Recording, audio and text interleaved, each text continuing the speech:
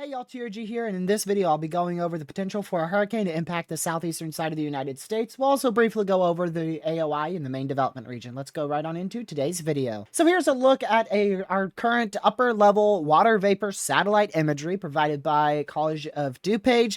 We have a big tropical wave all out here in the Caribbean. The actual centralized low pressure is currently generally right where that X is. You'll see that on the National Hurricane Center in just a minute. This is gradually going to organize as it moves out into the northwestern Caribbean, and then as it enters the Gulf of Mexico, there is a potential for a phase of rapid intensification as it heads towards most likely the panhandle of Florida, southern Alabama, southeastern Mississippi, maybe even into as far west as eastern Louisiana. But at the moment, the most likely landfall location is right along the panhandle. We also have another general AOI out here from the National Hurricane Center. We'll dive on into that. And then what was Tropical Storm Gordon that tried to reform very well yesterday, and the National Hurricane Center just did not designate it as a tropical depression or storm when it may have actually been. So here's our look at the National Hurricane Center 7-day outlook. We have what was Tropical Storm Gordon that now has a 0% chance of formation, and they'll be taking that off on the next update. Our other AOI that we won't talk too much about is right here, 50% chance of forming within the next 7 days. We'll be monitoring that for the potential of it to curve back towards the Lesser Antilles, but at the moment, right now, our current tropical guidance has that going out to sea, but I'd still keep an eye on it just in case. And then the thing that everybody is talking about is right here. This is the bad boy that could potentially become a hurricane and is likely to become a tropical storm over the next 7 days. The National Hurricane Center has actually upped this to now an 80% chance of forming within the next 7 days. And as expected, they've continued to up that 48-hour chance and now putting it at a 40% chance. That 40% will climb throughout the next 24 to 48 hours until it eventually becomes near an 80 or 90% chance within the next week or so. This is going to, of course, be moving up to the north and then take a northeastern turn as a trough pulls in across the southwestern side and central side of the U.S. That's going to magnetate it towards Florida. The trough will actually be positioned more like here, maybe even slightly more to the northeast than that. And it is going to pull it into Florida, maybe even, like I said, southern Alabama as well. So definitely going to be keeping an eye on this one. Let's go ahead and dive on into our in-depth details on this. But before we do that, I ask really quick that you guys hit that like button, share this video with your family, friends, and on social media. Subscribe to the channel with the notification bell set to all if you are new. And just a heads up, I will be live later today at 6 p.m. Eastern Time, September 22nd, 2024. Let's go ahead and continue on with today's video. So here's our deterministic 12Z GFS model run. Let's go ahead and pull this on out. I don't want you to pay too much attention to the Gulf of Mexico at the moment. More of just going to be seeing what it does with these AOIs out here off the coastline of Africa.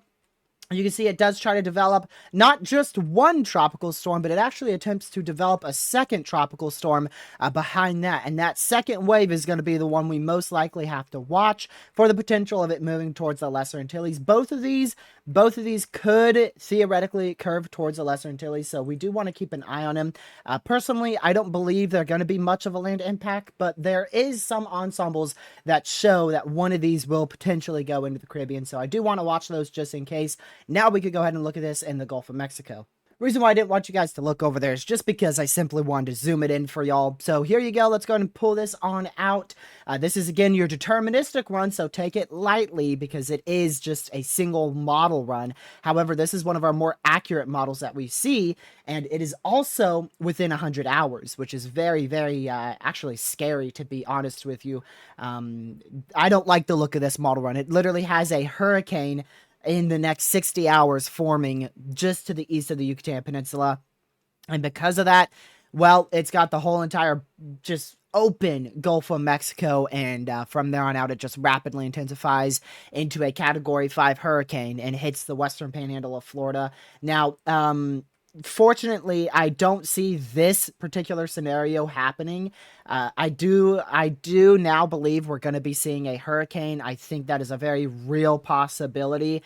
But fingers crossed, this does downtrend. The GFS is typically very aggressive with its deterministic runs, so I would take this very lightly, but still a very concerning sign from your GFS model run.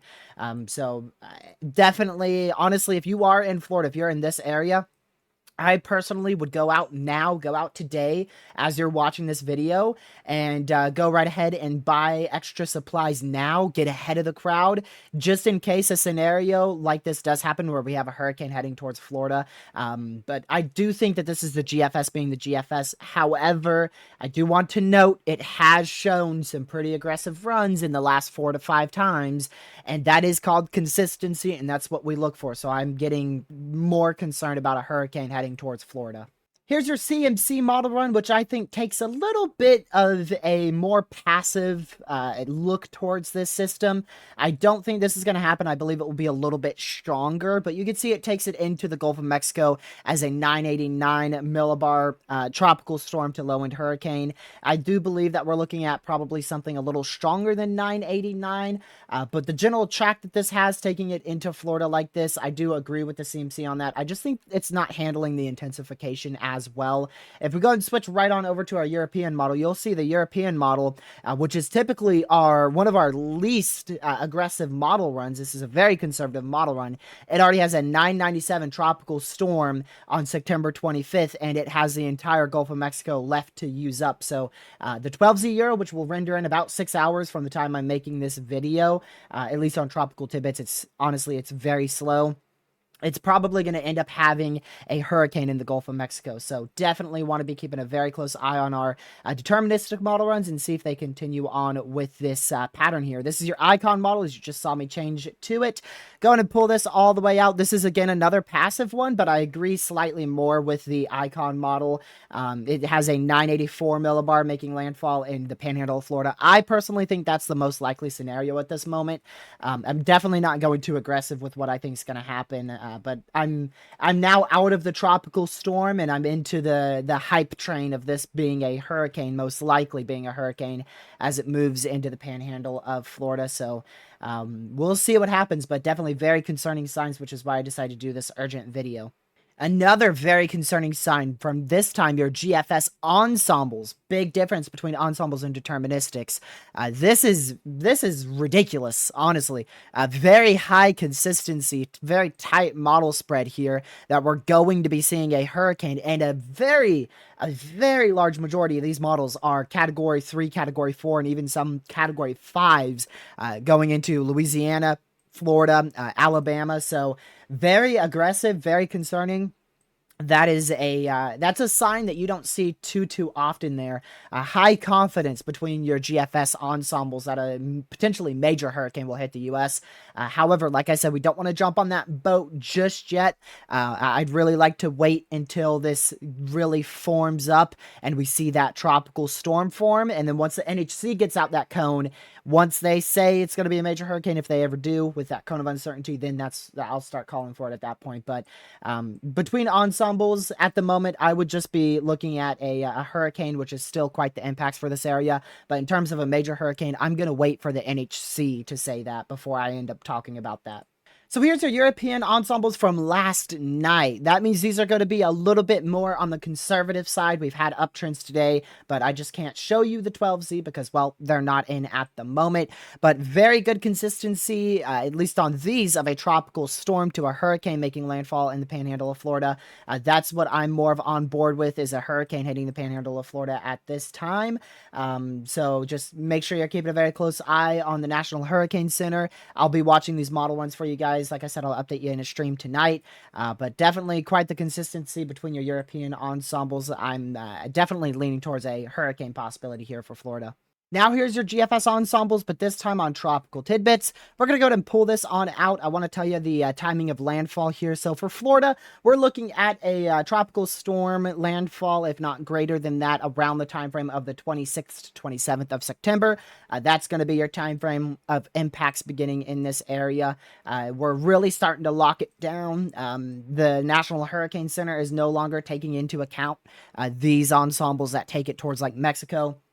that's becoming a extremely low end possibility. So a tropical storm to a hurricane is eventually going to be heading generally in this path here, and will most likely impact Florida, Alabama, Mississippi, maybe even into portions of South Carolina as well as we go towards the 26th and 7th of September. More AOIs I expect on the National Hurricane Center's outlook here. Currently, this is the one they have at that 50% chance, but I think we'll see a new AOI for this little thing right here as we go towards the 27th of September. You'll see both of those ensembles. Let's see if any of them take it into the Gulf or the Caribbean. You can see the majority curve this up with that high pressure. That high pressure is just too strong here. So that first wave that's currently at a 50%, most of these ensembles take it out to sea. But that second batch, look at this. It's really going to be split. A lot of ensembles lighting up, and you can see some of these are in the Caribbean. Another chunk of these are going around the high pressure, and then another chunk are going kind of in the middle. We'll go ahead and play this out some more for y'all. And yeah, look at that. All these start to combine into one and impact Cuba, the Bahamas out here. Some even hit Florida. So definitely a lot of signals of the main development region waking up as we go into very late September, into early October. But the more preceding matter here is definitely going to be that AOI that the National Hurricane Center has right here going into the Gulf of Mexico. Tropical storm to a hurricane is eventually going to form as this moves up to the north and northeast, and definitely want to stay weather aware out there. Thank you guys so much for watching. I just wanted to do a quick update for you guys. Give you all that information. Like I said, we'll be live here at 6 p.m. Eastern time on the 22nd of September. Hope you guys have a great rest of your day and or night. Stay safe. Watch the rear one in the tropics. Goodbye.